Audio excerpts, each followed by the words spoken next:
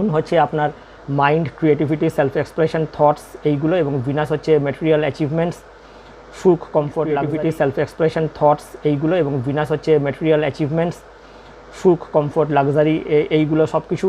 এবং এইটা যদি এই তিনটে গ্রহ, এরপরে হচ্ছে জুপিটার গ্রোথ অ্যান্ড এক্সপ্যানশন যদি খুব ভালো হয়, এবং রাহু হচ্ছে হাই অ্যাম্বিশন, এটা যদি স্ট্রং থাকে তাহলে ডেফিনেটলি কিন্তু নেম অ্যান্ড ফেম কিন্তু আসতে বাধ্য। এবং এইগুলোকে যাতে স্ট্রং করা যায় তার জন্যই একজন অ্যাস্ট্রোলজারের প্রয়োজন আছে।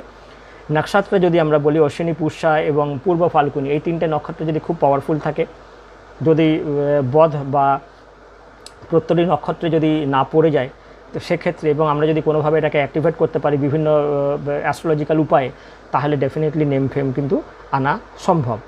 এবং এর সঙ্গে বলবো, যদি স্পিরিচুয়াল অ্যাচিভমেন্ট যদি পেতে হয়, স্পিরিচুয়ালি যদি নেম ফেম পেতে হয়, তার সঙ্গে হচ্ছে 12th হাউসটাকে আমরা কিন্তু যোগ করে দিতে পারি। এবং এরপরে জেনারেলি আমরা দেখতে পাই, যদি দেখি আরেকটু যদি আমরা ফার্দার বিচার করি, তাহলে ওখানে পাবো 1/5 অ্যাক্সিস একটা আমরা দেখতে পারি, সেখানে শুভ অশুভ গ্রহের কী অবস্থান আছে। 1/10 অ্যাক্সিস একটা আমরা দেখতে পারি, এবং 5th 10th একটা অ্যাক্সিস দেখতে পারি। তাহলে 1st 5th একটা অ্যাক্সিস গেল, 1st 10th একটা অ্যাক্সিস গেল, 5th 10th একটা অ্যাক্সিস গেল। এইগুলোর একটা বিশাল ভূমিকা আছে। যদি 1st 5th অ্যাক্সিস যদি আমরা বিচার করতে যাই, সেখানে হচ্ছে ক্রিয়েটিভিটি, সেলফ এক্সপ্রেশন এবং পার্সোনাল অ্যাচিভমেন্টস এবং পার্সোনাল আইডেন্টিটি, এটাকে খুব বাড়িয়ে দেয়। ফার্স্ট এবং 10th যদি এই অ্যাক্সিসটা যদি আমি দেখি, সেখানে কেরিয়ার, রেপুটেশন এবং পাবলিক ইমেজ তৈরি করার জন্য ব্যাপক সাহায্য করে। এবং 5th 10th অ্যাক্সিসে creativity, self expression, career recognition, success এবং আপনার প্রমোশনস, এইগুলো কিন্তু নির্ভর করে। এরপরে যদি আমরা কালার থেরাপিতে আসি, পিওর কালার থেরাপি, তাহলে হচ্ছে gold, silver, purple, red, orange, এইগুলো আছেই। এইগুলোকে হাইলি অ্যাক্টিভেট করতে হবে, এইগুলোকে আপনাকে রেগুলার ইউজ করতে হবে। সেই ইউজ করার একটা পদ্ধতি আছে। সেইভাবে যদি আমরা কীভাবে আমরা ইউজ করব, কী কী দিক থেকে আমরা ইউজ করব ব্যাপার আছে। এবং এইগুলো যখন আমরা একজন অ্যাস্ট্রোলজারের কাছে যাব, তিনি যদি তার এতগুলো বিষয় যদি তার নলেজ থাকে, ডেফিনেটলি তিনি আপনাকে সর্বদিক থেকে হেল্প করতে পারবে। কারণ আমি আগেও বলেছি, শুধু ফিজিক্স দিয়ে আপনি কখনোই বিজ্ঞানকে আইডেন্টিফাই করতে পারবেন না, বিজ্ঞানের কোনো কিছুকে ডেভেলপ করতে পারবেন না, কোনো সূত্রকে এক্সপ্লেন করতে পারবেন না, শুধু ম্যাথামেটিক্স দিয়ে পারবেন না, শুধু কেমিস্ট্রি দিয়ে পারবেন না, শুধু বায়োলজি দিয়ে পারবেন না। সব কিছুকে একত্রিত করে, ব্লেন্ড করে, পাঞ্চ করে, পারমুটেশন এবং কম্বিনেশন করেই আপনাকে যেতে হবে। এখানেও তাই, এখানেও আমাদেরকেই এতগুলো যে অ্যাসপেক্টস আছে, যে দিকগুলো আছে, সেই এতগুলো দিকগুলোর মধ্যে থেকেই আমাকে কিন্তু যেতে হবে, এবং তবেই আমি নেম ফেমটা আমি দিতে পারবো। শুধু একটা দিক থেকে, ওই শুধু গ্রহকে দেখলাম নেম ফেমের জন্য হচ্ছে জুপিটার, না হলে ভিনাস, না হলে কে বাধা দিচ্ছে স্যাটার্ন, নাহলে কে বাধা দিচ্ছে রাহু, এইগুলো হচ্ছে একদমই vague way of predicting anyone's life events. এগুলোতে একদম যাবেন না। সায়েন্টিফিক্যালি থিঙ্ক করুন। কোনো একটা বিষয়কে ডেভেলপ করলে জীবনে আপনি ওই জায়গায় যেতে পারবেন না। সব অ্যাসপেক্টসগুলো দেখতে হবে। দেখে মেজরিটিটা যদি দেখেন যে আপনার পক্ষে আছে, এবং বা মেজরিটিকে আপনার পক্ষে আনা যাবে, সেইভাবে যদি কাজ করা যায়, অ্যাস্ট্রোলজিতে কাজ পেতে বাধ্য, গ্যারান্টি দিয়ে কাজ পেতে বাধ্য। আর যদি সেই অ্যাঙ্গেল থেকে না দেখেন, টাকাটাই খরচা হবে, লাভের লাভ কিছু হবে না। আপনারা অ্যাস্ট্রোলজারের কনসালটেশন নিয়ে এসে বলবেন অ্যাস্ট্রোলজি হচ্ছে vague, astrologers are all fake, এবং রাবিশ অ্যাস্ট্রোলজার্সরা বসে আছেন, তারা শুধু পয়সা নিচ্ছেন, এবং এই বদনামটাই আপনারা দিতে থাকবেন। তো আপনাদেরও কিছু বোঝার ব্যাপার আছে, এবং যাতে আপনারা বুঝতে পারেন, সেই জন্যই আজকে আমার এই ভিডিও আলোচনা, যাতে আপনারা প্রকৃতভাবে শিখতে পারেন যে রিয়েল অ্যাস্ট্রোলজিটা কী, কীভাবে বিচার করতে হয়, কীভাবে সায়েন্টিফিক্যালি এবং সিস্টেমেটিক্যালি অ্যাপ্রোচ করতে হয়।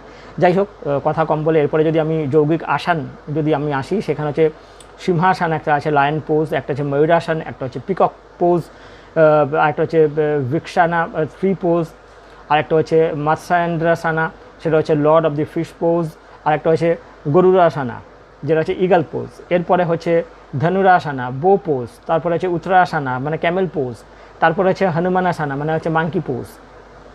এতগুলো পোজ আছে।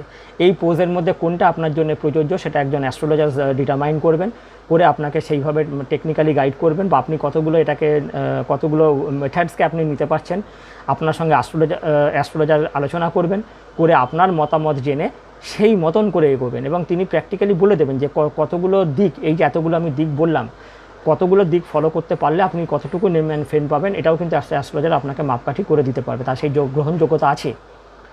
না হলে শুধু যেরকম বললাম যে শুধু স্যাটার্ন, শুধু জুপিটার, শুধু রাহু, একটা পাথর দিয়ে দিলাম, আপনার নেম ফেম চলে আসবে, এইগুলো হচ্ছে ভেগ অ্যাস্ট্রোলজি। এইভাবে কোনো দিন অ্যাস্ট্রোলজি প্র্যাকটিস করা যায় না। লাগলে তুক, না লাগলে তাক, কারোর ক্ষেত্রে লেগে যায় তার মানে এটা নয় যে আপনি একদম পারফেক্ট অ্যাস্ট্রোলজিক্যাল প্রেডিকশান করেছেন, সেইটা লেগে গেছে। কারণ তার বাই চান্স অন্য দিকগুলো, মেজরিটি অফ দি অ্যাসপেক্টসগুলো যতগুলো নিয়ে আমি আলোচনা করলাম সেগুলো ভালো ছিল, একটাই হয়তো খারাপ ছিল যেটাকে তিনি বাই চান্স ওভারকাম করে ফেলেছেন।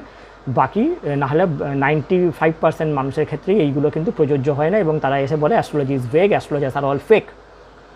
আপনারা বুঝুন, নিজেদের রিজনিং পাওয়ার, লজিক্যাল পাওয়ার দিয়ে নিজেরা এটাকে থিঙ্ক করুন। যদি মনে হয় আমি ঠিক কথা বলেছি, ডেফিনেটলি ভিডিও আরও দেখতে থাকুন, আপনারা উপকৃত হবেন। এবং যারা আপকামিং অ্যাস্ট্রোলজার্সরা আছেন, যারা অ্যাস্ট্রোলজির স্টুডেন্টসরা আছেন, তারা এটাকে ফলো আপ করুন আমার ভিডিওগুলোকে। তাদের যদি কোনো বক্তব্য থাকে, লজিক্যাল যদি কোনো বক্তব্য থাকে, ডেফিনেটলি আমাকে টেক্সট করুন, আমি তার রিপ্লাই দেওয়ার চেষ্টা করব। আজকে এই অবধি। আশা করছি যে আপনারা সবাই ভালো থাকবেন, সুস্থ থাকবেন এবং সবার ভগবান মঙ্গল করুক, এই শুভ কামনা নিয়ে আজকের অনুষ্ঠান আমি শেষ করছি। ভালো লাগা, ভালোবাসা আশা করছি হয়ে যাবে দেখতে দেখতে। আপনারা দেখতে থাকুন। হরি ওম।